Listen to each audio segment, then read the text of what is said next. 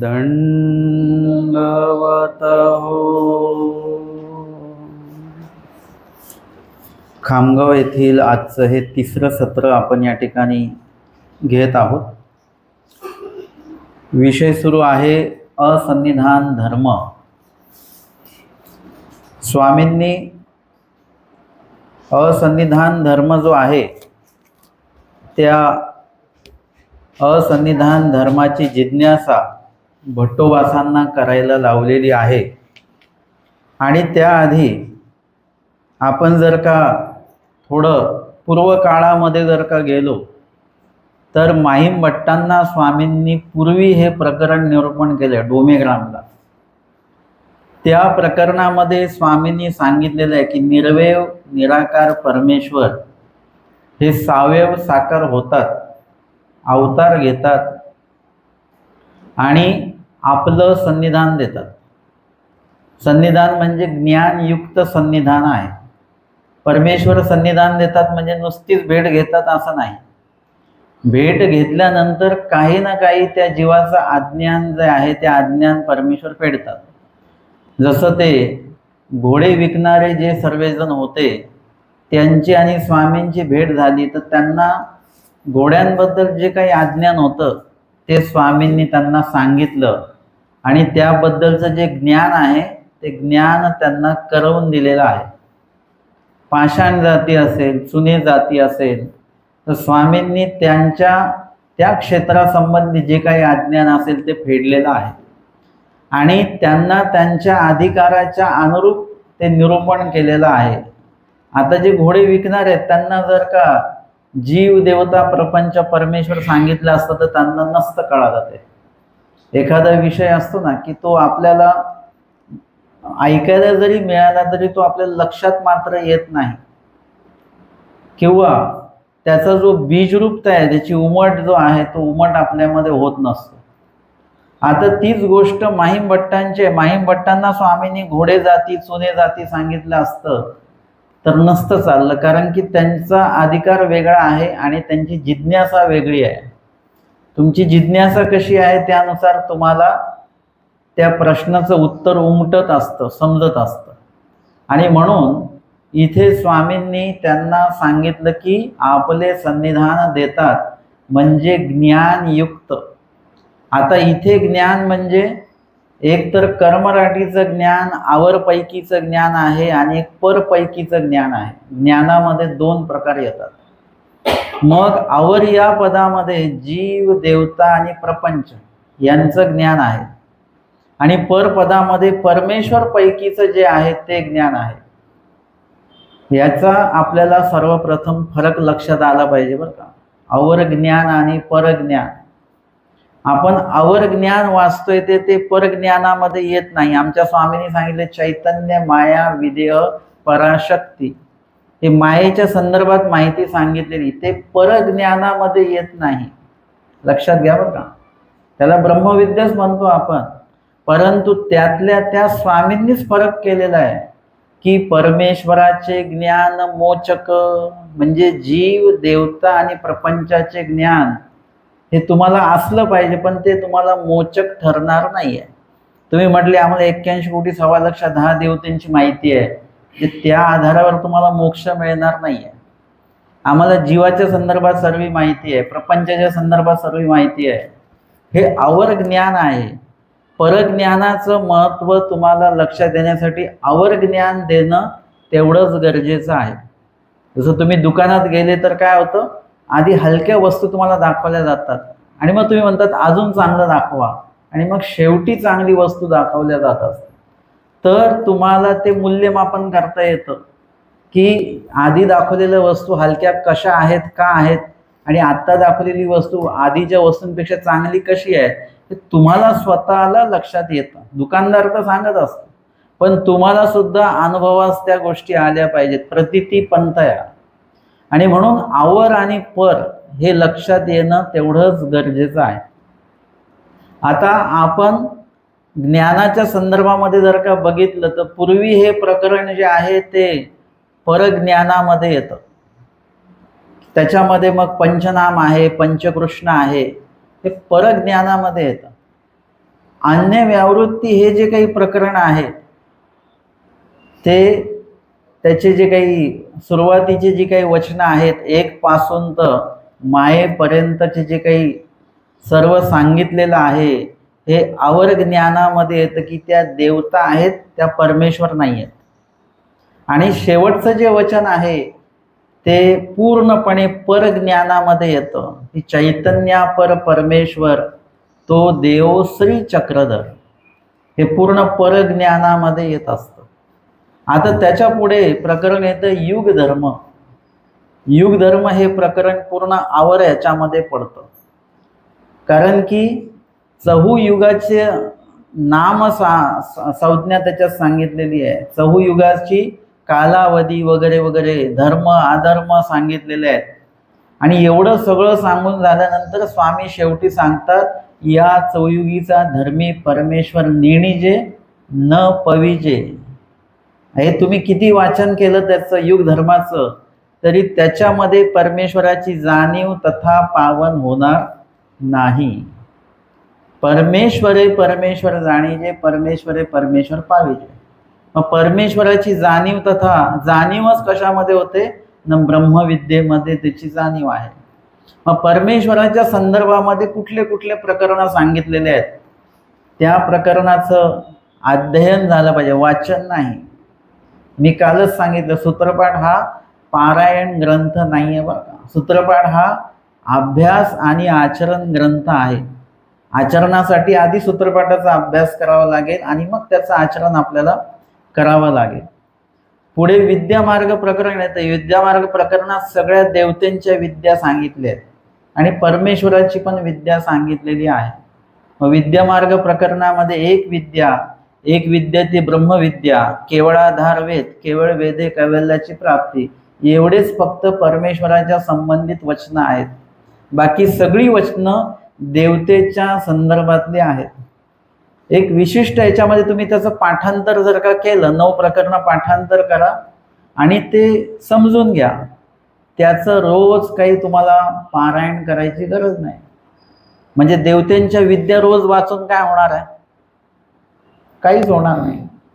किंवा 9 प्रकरणं तुम्ही अन्य व्यावृत्ती रोज वाचली आहे, देवता आहेत परमेश्वर नाही, देवता आहेत परमेश्वर नाही, हे तुम्हाला सुरुवातीच्या काळात बरोबर होतं. आता तुम्हाला ते लक्षात आलेलं आहे की नाही, या देवताच आहेत, ह्या परमेश्वर नाही आहेत. आता त्याचं पुन्हा पुन्हा आपल्याला पठन करण्याची काही आवश्यकता नाही. चैतन्यापर परमेश्वर आम्हाला कळालेले आहेत. तर आता पुढचं प्रकरण येतं संहार आणि संसरण. संहार आणि संसरण हे प्रपंचाच्या संबंधित प्रकरण आहेत 2. प्रपंचाची रचना कशी होते हे संसरणात सांगितलं. प्रपंचाचं विघटन म्हणजे नाश कसा होतो हे संहार प्रकरणात सांगितलं. संसरण आणि संहार ही प्रपंचाच्या संदर्भातली वचनं आहेत. हे सुद्धा संहार संसरण पाठांतर करा आणि समजून घ्या एकदा. त्याचं रोज पारायण नाही केलं तरी चालतं, कारण की संहार आणि संसरण हे कधीही आपल्याला करावं लागत नाही, ते कायमस्वरूपी माया करत असते. आणि जेव्हा संहार होतो किंवा संसरण होतो त्या दोन्ही वेळेला आपण तमामध्ये असतो, आपण इथे नसतो.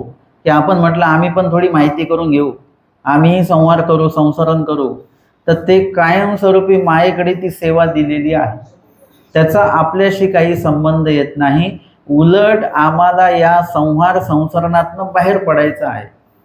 आणि म्हणून तेही प्रकरण आहे. मी काय सांगितलं, 9 प्रकरणं असतील किंवा सूत्रपाठातले जेवढी काही वचनं आहेत ती एकदा पाठांतर करून घ्या, ती समजून घ्या. त्याच्यातलं तुम्हाला अभ्यास वचनं कुठली आहेत ही आता बाजूला करा. तुम्ही पालेभाजी आणता, अख्खीच्या अख्खी जुडीच आणता ना, परंतु जेव्हा बनवायचं आहे त्यावेळेला तुम्ही निवडता काय घ्यायचं आहे आणि काय टाकायचं आहे, ही तेव्हा निश्चिती होते.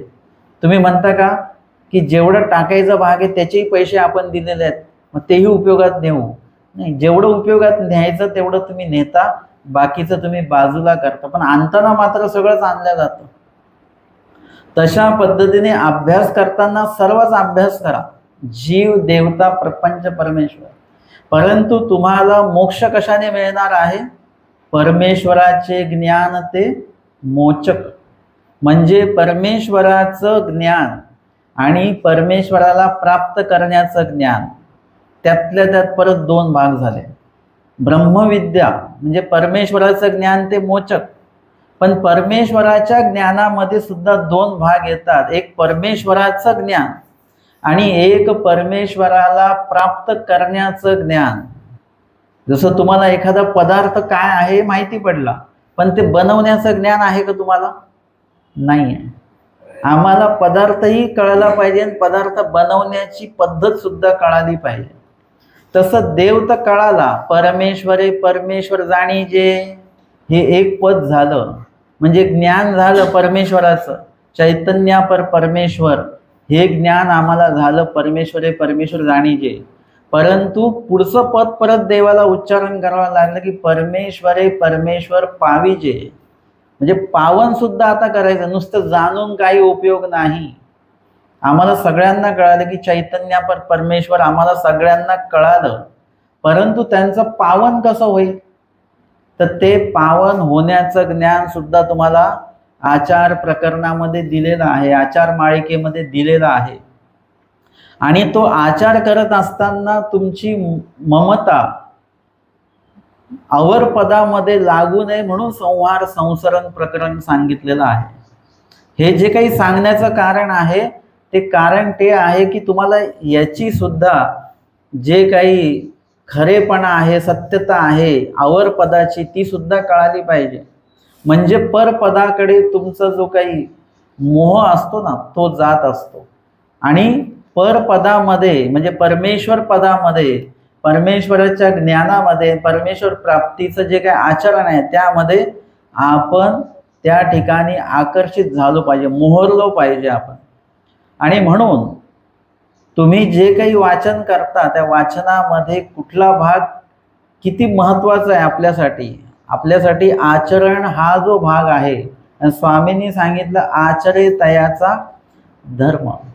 मग सूत्रपाठातला आपण काय आचार पर काय वाचतो की जे आम्हाला ईश्वर प्राप्तीसाठी उपयोगी पडणार आहे. म्हणून स्वामींनी सांगितलं आपले सन्निधान देतात परमेश्वर. पूर्वी प्रकरणामध्ये सांगितलं आपले सन्निधान दे, म्हणजे ज्ञानयुक्त सन्निधान दिलं जातं. ज्ञान सर्व पदार्थांचं, परंतु परमेश्वर पदार्थाचं विशेषत्वाने ज्ञान जे आहे ते दिल्या जात असतं. आणि मग ते दास्य मोचक पूर्वी प्रकरण इथे त्याचा समारोप होतो की ते दास्य मोचक म्हणजे परमेश्वराने जे काही सांगितलेलं आहे आचारपर, ते जर का आपण आचरणामध्ये आणलं. दास्य म्हणजे काय? सेवा. सेवा कोण करत असतं? सेवक करत असतात. जे सेवक नाहीत ते सेवा करत नाहीत, है ना. जे सेवक आहेत तेच सेवा करतात. 16 असला आपल्याकडे ते म्हणतात स्वयंसेवकाचा बिल्ला लावा. आता सगळेजण त्यांना सेवा सांगतात बरं का, स्वयंसेवकालाच. सांगणारे व्यक्ती ते करत नाही, ते म्हणतात स्वयंसेवक ते आहेत. म्हणजे जे सेवक झाले ते सेवा करतात, जे सेवक नाही झाले ते सेवेमध्ये भाग घेत नाहीत. परंतु इथे परमेश्वराचं म्हणितलेले करण आपल्याला करायचं आहे. सेवा दास्य म्हणजे दास्य कशाला म्हटलं? म्हणितले करण. म्हणितले करण म्हणजे देवानी जे सांगितलेलं आहे ते आम्हाला करायचं आहे. अर्जुन देव काय म्हणतात कृष्ण महाराजांना? करिष्ये वचनम तव. आधी काही देवाचं त्यांनी मान्य करत नाही बसले ते, पण जसं जसं शंका निर्माण झाल्या, जसे जसे उत्तरं मिळाले, तसं काही काही आज्ञान त्यांचं फिटत फिटत फिटत गेलं. परंतु शेवटी मग म्हणतात सगळं पटलं आणि देव म्हणतात ते बरोबर आहे बरं का. कधी कधी आपल्याला देवाची वचनांचं प्रमाण जरी दिलं तरी ते आपल्याला योग्य वाटत नसतं बरं का.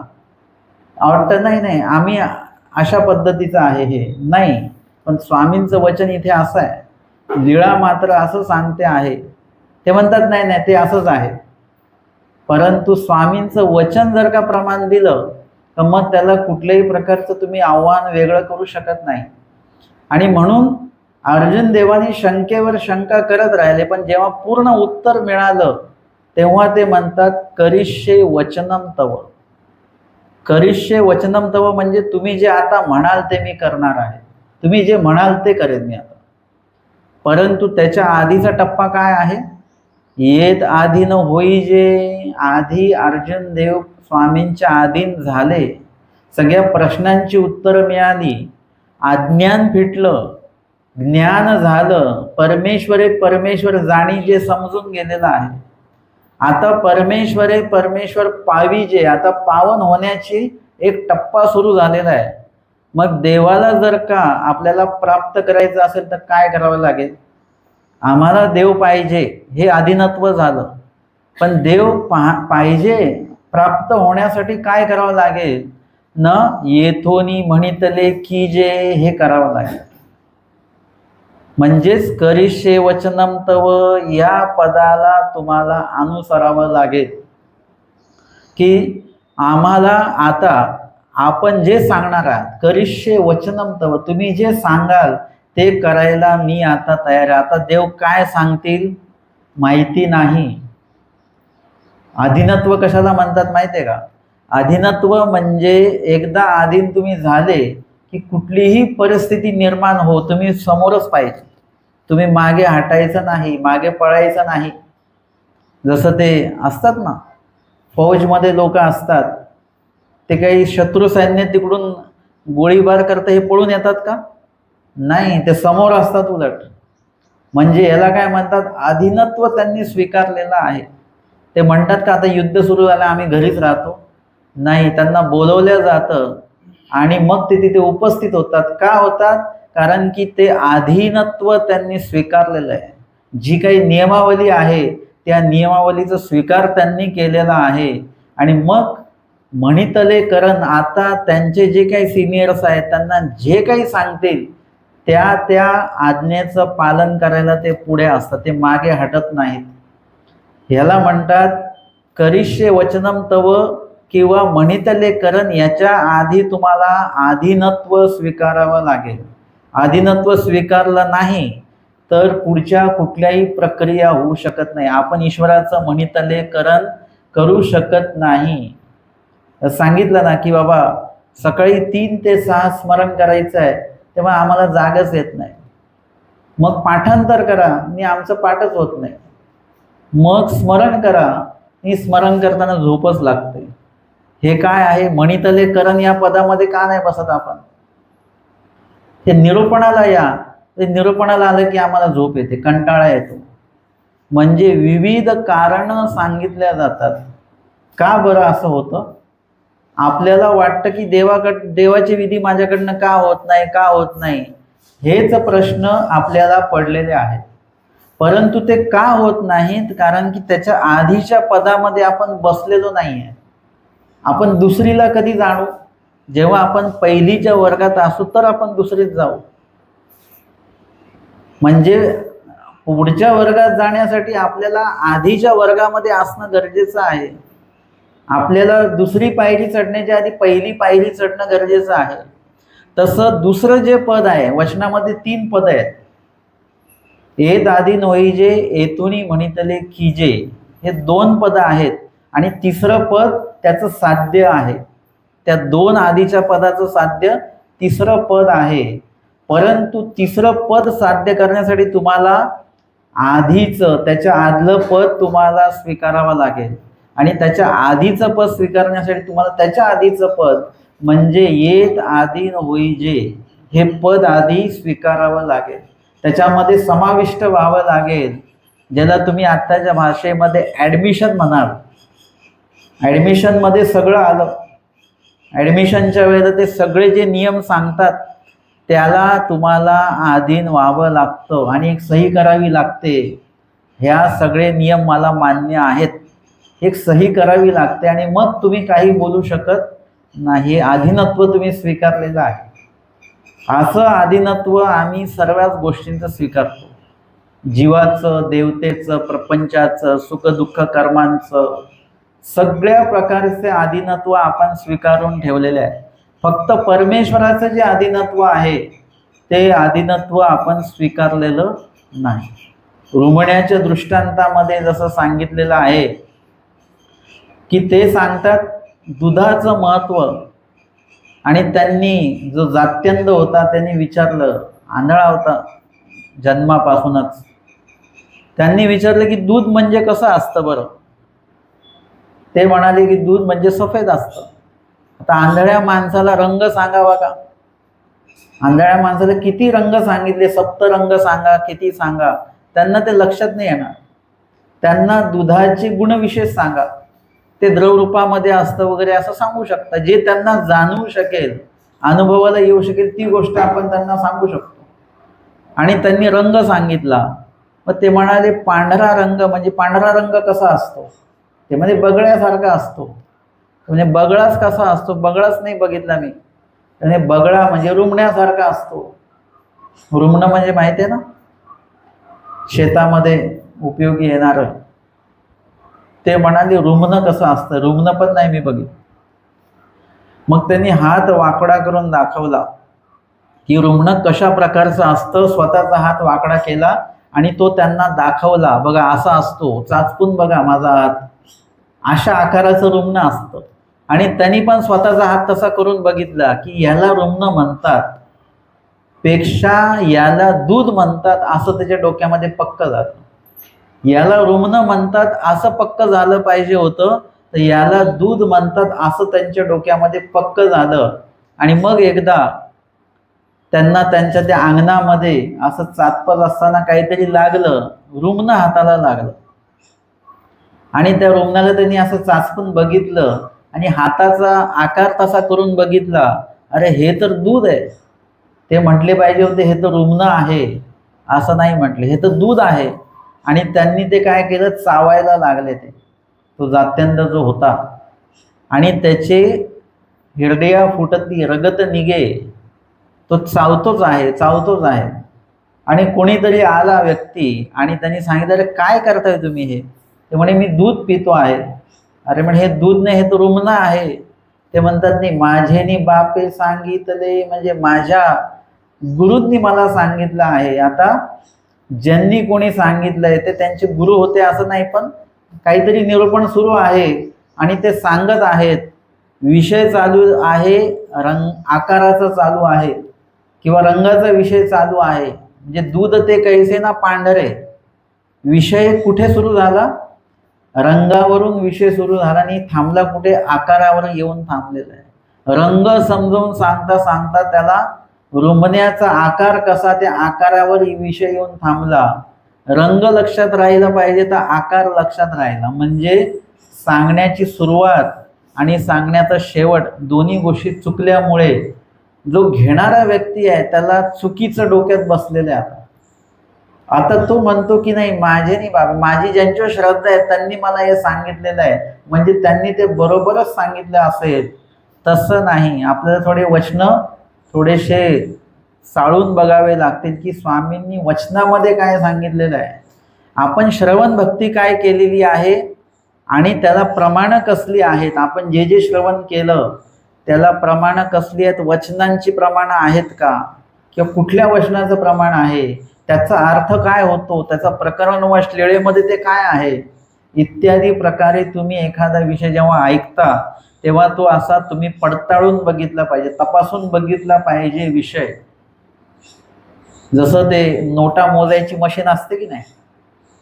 आता आपल्यासारखे व्यक्ती ती मशीनमध्ये पण नोटा मोजेल, परंतु हाताने परत आपण मोजणार है ना. आपल्याला समाधान नाही वाटणार की खरोखर बरोबरच असेल, की आपण परत आपल्या हाताने स्वतः ते नोटा मोजून बघणार. दुसरं कोणी मोजले असेल तरी आपण ते मोजून बघतोच. दुसऱ्याने मोजून दिले पण आपण पण कसं करतो, मोजूनच घेतो, पडताळून तपासून घेत असतो. ज्ञानाच्या बाबतीमध्ये पण तसंच आहे. तुम्हाला कुणीही ज्ञान सांगावं, साधारण वासनिक असोत, साधू असोत, नाही तर अधिकरण असोत, तिघांपैकी कुणीही जरी ज्ञान सांगितलं तरी तुम्हाला पडताळण्याची सवय असली पाहिजे, तपासून बघायची सवय असली पाहिजे की बाबांनी या वचनावर ही लीळा सांगितलेली आहे.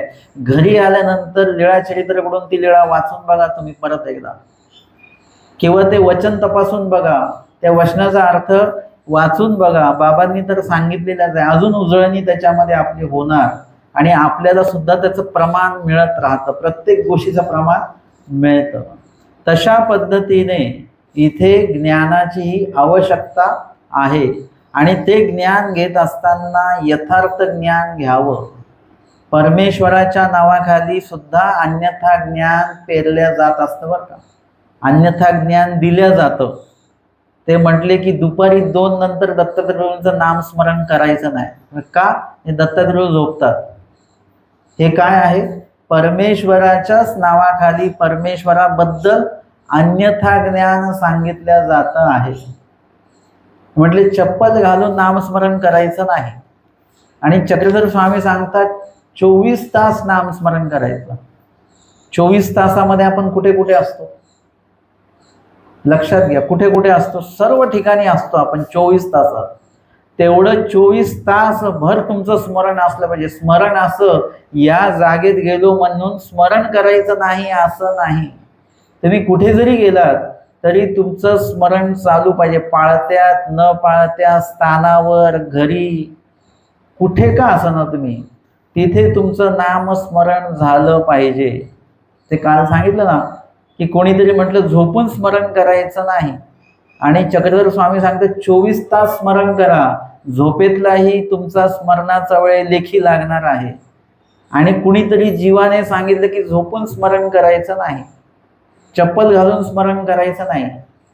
मी त्या व्यक्तीला म्हटलं एक तर मग तुम्ही चप्पल सोडा, नाही तर नामस्मरण सोडा, काहीतरी एक सोडा, म्हणजे तुमचं काहीतरी एक साध्य होईल. म्हणजे इत्यादी प्रकारे आपल्याला परमेश्वराचं ज्ञान घेताना देखील अन्यथा ज्ञान आपल्याला त्याच्यामध्ये येत राहतं. ते काय करावं लागतं आपल्याला? ते बाजूला करता येत आलं पाहिजे. कधी करता येईल तुम्हाला? जेव्हा तुम्हाला स्वामींची सगळी वचनं माहिती असेल, त्याचा अर्थ माहिती असेल, तर तुम्हाला लगेच लक्षात येईल की या प्रवचनातले 10 वाक्य बरोबर, एक वाक्य चुकीचं आहे, किंवा एक वाक्य बरोबर आहे, 10 वाक्य चुकीचे आहे. ते तुमच्या लगेच लक्षात येणार आहे. जर का मी तुम्हाला म्हटलं की तुम्ही एक पायावर स्मरण करा, तुमचे सगळे कर्म नासून जातील, आता हे देवाने कुठे सांगितलं का वचनात? परंतु तुम्हाला हे माहिती आहे की नाही बाबा, असं नाही. स्वामींनी सांगितलं सकळ ही भोगे निमा नावे की, सकळ भोगूनच नासायचं आहे. असे एक पायावर स्मरण करून नासलं चालणार नाही. स्मरण तुमचं काय करायचं तुम्ही करा, परंतु तुमचे कर्म त्याच्यामध्ये नासणार नाही. किंवा तुम्ही दुसरं प्रमाण द्याल, त्यांना सेवा दास्याने कर्माचा नाश होत असतो. स्वामींनी ते करून घेतलं. लीळेमध्ये आम्हाला त्याची प्रमाणं मिळतात. महादाईचा त्या हेल्याला बघते, हेला असतो ना, त्याच्या अंगावर पाण्याच्या त्या पिशव्या टाकलेल्या आहेत, वजन आहे सगळं पाण्याचं, आणि नदीकडनं तो गावाकडे चाललेला आहे. त्याचा मालक त्याला हाकलत हाकलत नेतोय, आणि ऊन आहे, वरून वजन आहे, एकदम तो हवालदिल झालेला आहे. आणि महादाईचा त्या हेल्याला बघून म्हणतात, एक लोटा जर का पाणी महात्म्यांना दिलं असतं तुझा हा हेल्याचा जन्म नासला असता. म्हणजे सेवा दास्याने कर्माचा नाश होतो, हे लीळा चरित्रामध्ये आम्हाला बघायला मिळतं. आमचे स्वामी जे काही करायला लावतात ते म्हणतात यापरी एक एक कर्मे नासिती, म्हणजे कर्मांचा नाश होतो. एक तर भोगून होतो, किंवा मग सेवा दास्याने होतो, किंवा मग बहुरूपता बहुकामना अप्रोक्ष ज्ञानामध्ये केल्याने कर्मांचा नाश होतो. या व्यतिरिक्त कर्माचा नाश कुठेच होत नाही. आता मी तुम्हाला वेगवेगळे जर का उपाय सांगितले की त्याच्याने कर्मनाश होतो, नाही होत. लगेच तुम्ही मला दाखवणार, चुकी दाखवू शकता तुम्ही. नाही दाखवलं तरी तुमच्या लक्षात येईल की नाही नाही ही गोष्ट चुकीची आहे. म्हणजे इत्यादी प्रकारे आपल्याला सत्यता काय आहे हे पडताळून बघण्याचं माध्यम सूत्रपाठ ग्रंथ आहे. आणि म्हणून आपल्याला त्यातली सर्व वचनं माहिती असली पाहिजेत. म्हणून स्वामी सुद्धा काय करतात, ते दास्य मोचक, म्हणजे आधी काय केलं, आपले सन्निधान देतात, म्हणजे ज्ञान देतात. मानव पंथात आलेल्या सर्व व्यक्तींना ज्ञान हे दिल्या जात असतं. फक्त आपण ते ज्ञान ऐकायला जातो का नाही जातो हा आपला प्रश्न आहे. किंवा ते ऐकल्यानंतर आपण त्याचं चिंतन किती करतो हा आपला प्रश्न आहे. आपण जर का त्याचं चिंतन करत नसू, आता सगळ्या गोष्टी उपलब्ध आहेत. तुम्हाला मराठीमध्ये तर मराठीमध्ये शास्त्र उपलब्ध आहे, तुम्हाला पुस्तकं तर पुस्तकं मिळत आहेत, तुम्हाला रेकॉर्डिंग तर रेकॉर्डिंग सुद्धा ऐकायला मिळत आहेत, पुन्हा पुन्हा ऐकायला भेटेल अशा सगळ्या सुविधा आत्ताच्या काळात उपलब्ध आहेत. याही व्यतिरिक्त तुम्ही जर का म्हटले आम्हाला वेळच नाही मिळत, तर मग आता तो तुमचा प्रश्न आहे. म्हणजे ज्ञान ऐकण्याची ऐकवण्याची सुविधा सर्व ठिकाणी आता सर्वांसाठी उपस्थित आहे.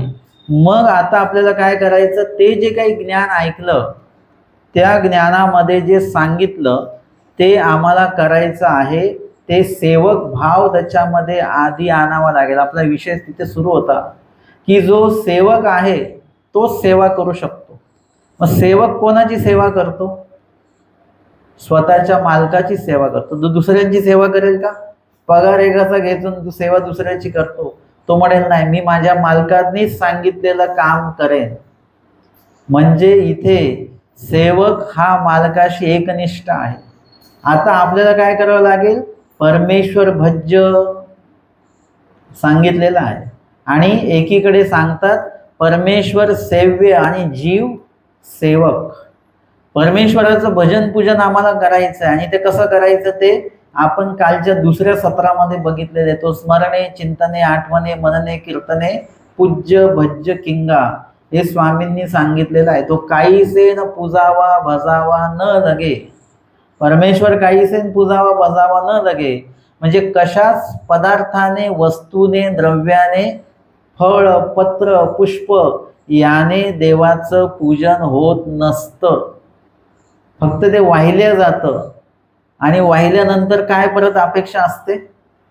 परत आम्हाला प्रसादच दिला नाही त्यांनी. आम्ही विडा वाहिला, आम्हाला प्रसादच दिला नाही.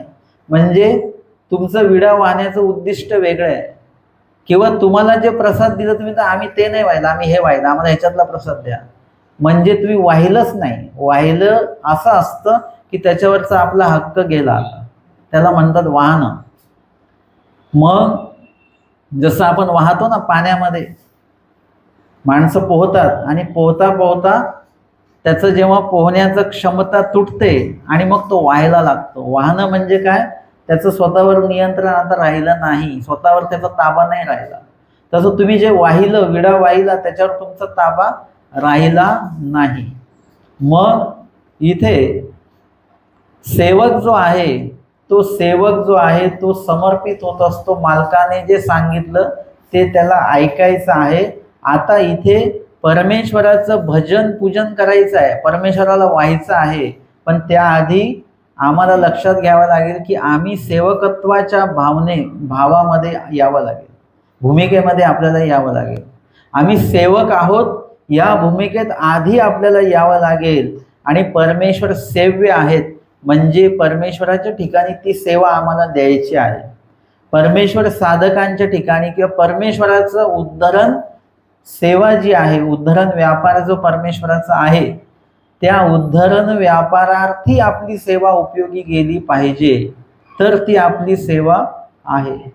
या व्यतिरिक्त देवाचं नाव लिहिलेलं आहे पण सेवा मात्र वेगळी चालू आहे. जर का मी तुम्हाला म्हटलं की बाबा मी एवढं तुम्हाला निरूपण केलं, तुम्ही असं करा मला एक टीव्ही घेऊन द्या आता एक. आता योग्य की अयोग्य? काय जे आहे ते बोला. अयोग्य आहे. आता तुम्ही काय म्हणाल, आम्ही तर मंदिरात टीव्ही दिला, देवाला टीव्ही दिला, बाबांना टीव्ही दिला, परंतु देवाच्या नाव झालं परंतु सेवा मात्र ती देवाची सेवा नाही झाली, उद्धरण व्यापाराला पूरक सेवा झाली नाही. ह्याच्यामुळे उलट देव धर्म स्मरण हे सगळं थांबलं जाणार आहे. म्हणून सेवा पण करताना अशीच करा की जी उद्धरण व्यापाराच्या ईश्वराच्या परमार्गाच्या उपयोगी जाणारी गोष्ट आहे, आचरणाच्या ज्यांच्या योग्यतेच्या उपयोगी जाणारी गोष्ट आहे, ते पदार्थ त्या वस्तू त्या गोष्टी आपल्याला देता आल्या पाहिजे. आणि म्हणून इथे परमेश्वराचं जे काही सेवक भाव जो आहे, आपला जो सेवक भाव आहे तो ईश्वराप्रती असला पाहिजे. आणि परमेश्वर सेव्य आहेत म्हणजे त्यांच्या ठिकाणी ती सेवा आम्हाला करायची आहे. आपलं थोडंसं उलट चालूही नाही की आपण सेव्य झालेलो आहेत आणि परमेश्वराला आपण सेवक करून ठेवलेलं आहे ना. 90 जाप्पे खेटी म्हणजे काय असतं, काय करतो आपण त्याच्यात? 90 जाप्पे खेटीमध्ये आपण देवाची सेवा करतो की देवाला सेवा करायला सांगतो आपली, है ना? देवाला सांगतो ना आपण की देवा हे काम माझं एवढ्या एवढ्या दिवसात झालं पाहिजे, 6 खेटी मी करणार आहे. काही लोक देवाला 6 महिने देतात, प्रत्येक पौर्णिमा नेता अमावस्या, आणि काही लोक 1.25 महिनाच देतात, म्हणजे 1.25 महिन्यात काम झालं पाहिजे. आणि मग ते काम झालं की तुम्हाला आम्ही पुरणपोळी आणि खिरीचा उपहार दाखवणार आहोत. हे म्हणजे काय करतोय आपण? देवाला कामाला लावतोय आपण, हे आमचं काम करून द्या. आणि आपल्याकडे नाही का काही काम काढल्यानंतर आपण त्या मजुराला काय करतो, हे काम झालं की तुम्हाला पैसे मिळतील. हे तसंच झालं. फक्त तुम्ही काय करताय, तिथे मनुष्याच्या ऐवजी देवाला काम सांगताय, तेच काम सांगितलं जातं आहे. आणि त्या काम सांगितल्याचं काही हे नाही, पण त्या बदली मोबदला देऊ करता तुम्ही, हे जास्त. बघा, तुम्ही कुठेतरी आपुलकीने काहीतरी त्यांना मदत केली, त्या बदली त्यांनी तुम्हाला जर का पैसे दिले तर तुम्हाला काय वाटेल? तुम्ही अहो आम्ही आपुलकीने देवाची सेवा म्हणून आम्ही केली आहे, आम्हाला पैसे. तुम्हाला उलट वाईट वाटेल की आम्हाला त्यांनी मोबदला देऊ केला. आपुलकी त्याच्यामध्ये राहत नाही, व्यवहार झाला तो. देवाशी पण आपला व्यवहार आपण करतो आहोत, तसं करता कामा नये. तुम्हाला काही सुख दुःख सांगायची देवाला सांगा तुम्ही, पण त्या बदलीत तुम्ही मोबदला म्हणून देवाला खीर आणि पुरणपोळी देऊ करता. आपल्यालाच मुळामध्ये खीर आणि पुरणपोळी कोणामुळे मिळते? देवामुळे मिळून राहिलेली आहे, असं लक्षात घ्या. आता आपण देवाला देऊ शकतो का?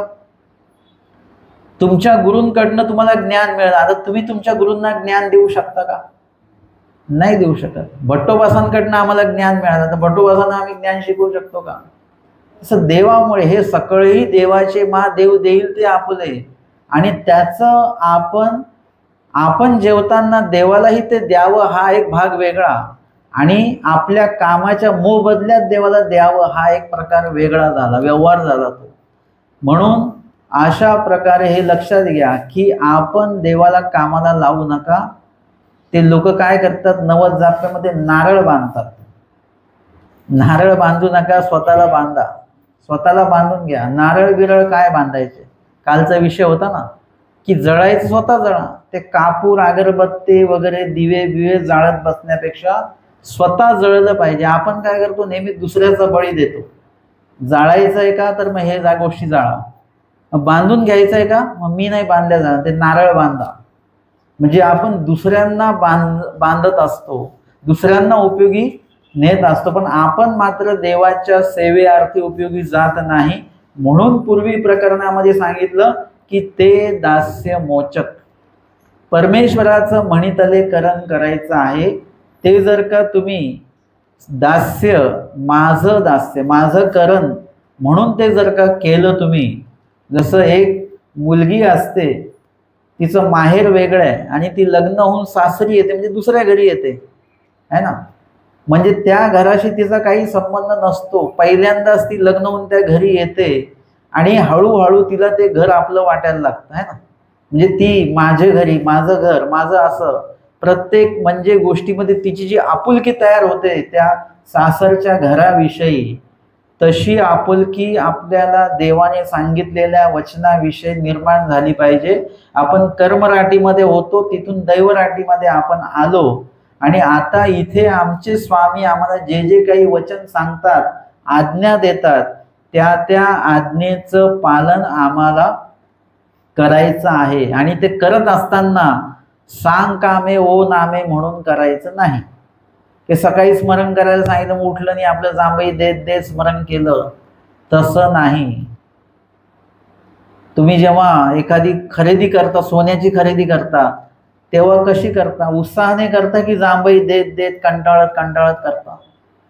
म्हणजे काही गोष्टी आपल्या जीवनातल्या अशा आहेत की त्या वेळेला आपण उत्साहपूर्वक तिथे उपस्थित असतो. सकाळचं स्मरण आहे, 3 ते 6. का बरं करायचं? कारण की स्वामी जेव्हा सकळ जीवांचं चिंतन करत असतात, महादाईचा विचारतात, आम्ही देवाला चिंतन करतो आणि आपण स्वामीराया आपण कुणाचं चिंतन करता? तर स्वामी सांगतात हे सकळ जीवांचं चिंतन आम्ही करतो. म्हणजे सकाळचं स्मरण का सांगितलेलं आहे?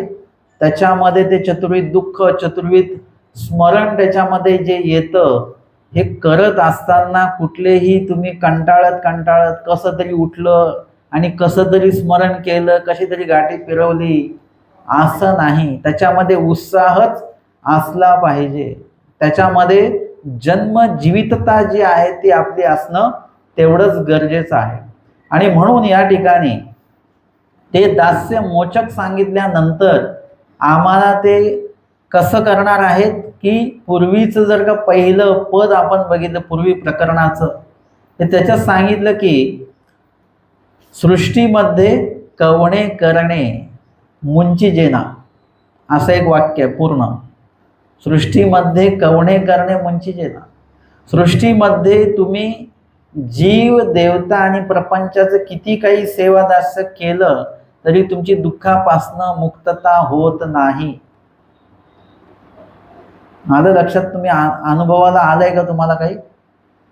तुम्ही जर का तुमच्या आवडीचं जेवण जेवलात, आवडीचं जेवण म्हणजे असं गळ्यापर्यंत जेवतो आपण, दुःखमुक्त झालो का आपण? आता तुम्ही म्हणता आता जर का झोप लागली ना तर माझी ॲसिडिटीच वाढून जाईल.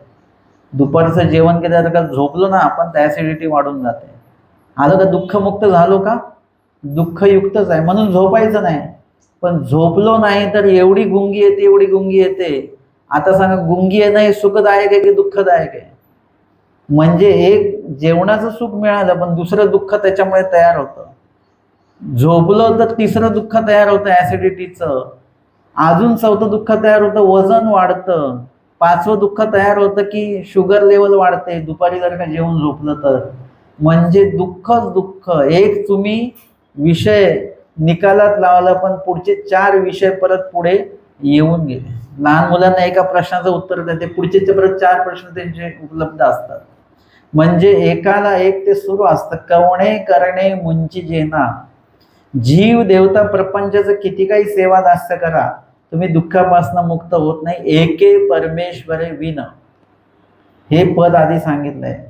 ते दास्य मोचक कधी घडेल? जेव्हा तुम्हाला पहिल्या वाक्याचं जाणीव होईल, त्याचं महत्व कळेल की बरं या वेळेला जर का परीक्षा जर का नाही दिली, वार्षिक परीक्षा, तर पुढच्या वर्गात आपण जाऊ शकत नाही.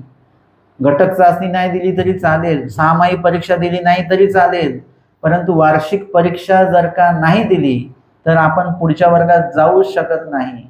तसं ते दास्य मोचक हे कधी कळेल? जेव्हा एके परमेश्वरे विन आपण दुःखापासून मुक्त होऊ शकत नाही, हे जेव्हा डोक्यामध्ये पक्क बसेल तेव्हा आपोआपच तुम्ही परमेश्वराचं दास्य मणितलेकरण जे आहे ते मनापासून आणि आवडीपूर्वक तुम्ही ते करणार आहात. जेही करायचं आहे ते आवडीपूर्वक करा. आणि म्हणून इथे दास्य मोचक सांगितलं. तर नुसतंच दास्य केल्याने मुंचन होईल का? न, तिथे विचार मालिकेमध्ये सांगतात ज्ञान मोचक, म्हणजे ज्ञान सुद्धा असलं पाहिजे. तुम्ही म्हटले बाबा आम्ही नुसतंच अमकं करतो बस एवढंच नाही, थोडंफार ज्ञान असलं पाहिजे. खूप काही ज्ञान असावं असं नाही, परंतु तुम्हाला योग्यता वाढेल, अधिकार कणव वाढेल, तुमचं जे जे काही विधी करायचे त्या विधीच्या बाबतीतले अज्ञानता फिटेल एवढं तरी ज्ञान आपल्याला असलं पाहिजे. स्मरणाचं ज्ञान असलं पाहिजे. स्मरण कसं करावं, कधी करावं, किती करावं वगैरे वगैरे याचं ज्ञान असलं पाहिजे. स्मरणाने परमेश्वर भेटणार आहे, परंतु ते स्मरण कसं केलं पाहिजे? नाम प्राप्ती ते करी असं सांगितलेलं आहे. जसं मगाशी आमचा विषय झाला की ते परमेश्वराचं वाचन हे परमेश्वराचं चिंतनच आहे, परंतु स्वामींनी नामाच्या 10 टायामध्ये शेवटी काय सांगितलं? नाम प्राप्ती ते करी. म्हणजे तुम्हाला नामस्मरण हे करावं लागणार आहे. आणि नामस्मरणामध्ये मग लीळा चिंतन, आपल्या दुसऱ्या सत्रात हा विषय झाला काल, लीळा चिंतन त्याच्यात आलं पाहिजे. मूर्ती, चेष्टा, निर्वेद, अनुताप, अनुशोच, आर्त असं सगळं भरीव स्मरण झालं पाहिजे. नुसतंच गाठी फिरवली म्हणजे स्मरण नाही, त्याला स्मरण म्हणत नाहीत, त्याला नाम जप असं म्हणतात. भरीव स्मरणामध्ये चतुर्विध दुःखेसी चतुर्विध स्मरण हे तुमचं सकाळच्या सत्रामध्ये झालं पाहिजे. कारण त्यावेळेला श्री चक्रधर स्वामी सकळ जीवांचं आणि स्मरण करणाऱ्या जीवांचं चिंतन करत असतात. आणि म्हणून ते स्मरण हे पोकळ असता कामा नये, वृक्ष असता कामा नये. तुम्हाला काय झालं की ते उपदेश देताना सांगितलं की 15 गाठ्या रोज स्मरण करायचं सकाळी, आणि मग तुम्ही ते 15 गाठ्या जे सुरू केलेले आहेत की ते गाठ्यांच्या मनी फिरून फिरून फिरून फिरून ते मनी काळे झाले, आणि ज्याची गाठी काळी तो स्मरणनिष्ठ, असं एक आपल्या पंथामध्ये झालं. आपण गाठी कधी काळी होते माझी याकडे आपलं लक्ष आहे, आणि स्मरण कसं झालं, असं नुसतं गाठी फिरवतं. काही लोक म्हणा श्री जगन्नाथ एवढंच म्हणतात, ते पुढचं म्हणत नाही. फक्त सुरुवातीचा शब्द जो आहे तोच म्हटला जातो नामस्मरणात. चरण शरण हे म्हटल्याच जात नाही, म्हणजे ते अर्धवट सगळं होतं आहे. ते शांततेने झालं पाहिजे. स्मरण साधना ही तुम्हाला शांततेने करायची साधना आहे, आणि स्मरण साधनेमुळे तुम्ही शांत झाले पाहिजे. तुमच्यामध्ये गडबड बडबड ह्या गोष्टीमध्ये आल्या नाही पाहिजे. त्याला स्मरण असं म्हटलं जातं. स्मरण जेवढं तुम्ही कराल तेवढं तुम्ही शांत शांत शांत झाले पाहिजे. तुमच्यातले जे काही अनावश्यक हालचाली ज्या आहेत त्या तुमच्या बंद झाल्या पाहिजेत. तुम्ही अधिकरणांना भेटा बरं. अधिकरणांना भेटल्यानं तुम्ही 10 वाक्य बोलता तेव्हा ते एखादा वाक्य नंतर शब्द बोलतात. अच्छा अच्छा बरोबर, म्हणजे त्यांचं बोलणं एक मर्यादित आहे. त्यांची हालचाली, हावभाव, हातवारे हे सगळे त्यांचे मर्यादित आहेत. एकदम शांतता आहे बोलण्यामध्ये, वाचेमध्ये, वाणीमध्ये एक शांतता आहे. मी आमच्या समोसरच्या मोठ्या बाबांचं उदाहरण नेहमी देतो की बाबांपुढे 10 वाक्य म्हटले की बाबांनी असं का, बरं बरं बस एवढंच बोलायचं. आम्हाला वाटायचं की बाबांनी अजून काहीतरी बोलावं, नाही बस तेवढीच प्रतिक्रिया आहे. आवश्यक असेल तर पुढचं वाक्य बोलायचं, नाही तर नाही. अधिकरणांचं म्हणजे इत्यादी प्रकारे आपल्याला शांतता प्राप्त झाली पाहिजे. तर आपल्याला लक्षात येतं की जसं नाही की ते गुंगीचं औषध देतात ना बधीर व्हायचं, त्यावेळेला तो भाग बधीर बधीर बधीर व्हायला लागतो, आपल्याला जाणवतं. माझं जेव्हा म्हणजे मागची इथलं निरूपण जे कॅन्सल झालं ते माझ्या ते दातामुळे कॅन्सल झालेलं होतं. आणि मग दवाखान्यात मी गेलो, त्यांनी ते इंजेक्शन दिलं मला, आणि दिल्यानंतर ते म्हणाले बसा 15 मिनटं बाहेर. 15-20 मिनटं झाले, मला काही ते बधीरपणा आलाच नाही, ते भूल चढलीच नाही. मग त्यांनी बोलवलं, झालं का बधीर? म्हटलं नाही झालं. ते नाही झालं कसं कसं काय म्हणे. मग त्यांनी परत इंजेक्शन एक दिलं, आणि मग ते बधीर झालं. म्हणजे ते जाणवतं आपल्याला की हा भाग पूर्ण बधीर झालेला आहे, आणि जाणवतही बधीर झालेला आहे, आणि तो भाग जाणवतही नाही है ना. एका विशिष्ट वेळाने ते जाणवतच नाही ते गाल आहे म्हणून आपलं, इतकं ते बधीर होतं. आता आपल्याला बधीर नाही व्हायचं. स्मरण केल्याने आपल्याला आपल्यामध्ये जी काही अनावश्यक हालचाली आहेत मनाच्या, विचाराच्या, देहाच्या, त्या शांत झाल्या पाहिजेत. आपण स्थिर झालो पाहिजे, तर जाऊन कुठेतरी ते स्मरण आपल्यामध्ये उतरतंय, त्याचा असर आपल्यामध्ये होतोय हे आपल्या लक्षात येत असतं. आणि म्हणून सांगितलं की कवणे करणे मुंची जेना, कुठल्याच कारणाने दुःखमुक्त होणार नाही, परंतु परमेश्वरी विन एका परमेश्वराशिवाय तुम्हाला दुःखमुक्त होता येणार नाही. आणि मग त्या परमेश्वराचं जे काही स्मरण आहे किंवा त्या परमेश्वराला प्राप्त करण्यासाठी म्हणून जी काही साधना आहे ती नेमकी काय आहे, कशी आहे, या संदर्भामध्ये आपण 4थ्या सत्रामध्ये त्याचं श्रवण आणि चिंतन करणार आहोत. दंडवत हो.